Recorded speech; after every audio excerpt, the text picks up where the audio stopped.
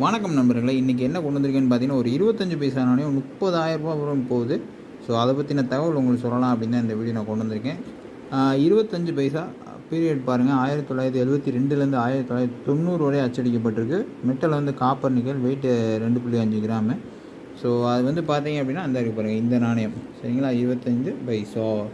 அதில் வந்து நீங்கள் இயர் பாருங்கள், 1980 வருஷம் 1900. மற்ற நாணயங்கள்லாம் 10, 20 தான் போட்டிருக்காங்க பாருங்கள், 25, 30, 10, 20. இந்த ஒரு நாணயம் மட்டும் 1980 பாம்பே மின்ட், அதாவது இந்த மாதிரி வைர குறியீடு இருக்கிற பாம்பே மின்ட்டு 1980 வருஷம் இருந்துச்சுன்னா 30,000 போகும் சரிங்களா. அதாவது 30,000ன்றது ஒரு அப்ராக்சிமேட் ப்ரைஸு, புக்கு ப்ரைஸ் அது சரிங்களா. அதுலேருந்து கொஞ்சம் முன்ன பின்ன கூடவும் குறையவும் செய்யலாம் சரிங்களா. இந்த நாணயம் இந்த விலை. அடுத்து தாமிரப்பூ நாணயம் வந்து என்ன விலை போகும், நிறைய பேர் வந்து அதிக விலை போகும், பழைய நாணயமாக இருக்குது, 20 பைசா சரியான விலை போகும்னு சொல்லி நினச்சிக்கிட்டு இருக்கீங்க.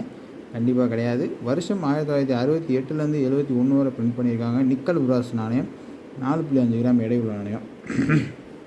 என்ன போட்டிருக்கு பாருங்கள், 4 வருஷத்தில் அச்சடிச்சிருக்காங்க. 4மே பாம்பே மின்ட்டில் 20 ரூபா தான். கல்கத்தா மின்ட் வச்சுருந்தீங்கன்னா 100 ரூபா. 68, 69 வந்து 100 ரூபா. 70 வந்து 20 ரூபா தான். ஹைதராபாத் மின்ட்டு 20 ரூபா தான். ஸோ இதுக்கு வந்து பெரிய விலை கிடையாது நண்பர்களே, நல்லா பாருங்கள் சரிங்களா. பூ போட்ட, அதாவது தாமரை பூ போட்ட 20 பைசா பெரிய விலை இல்லை.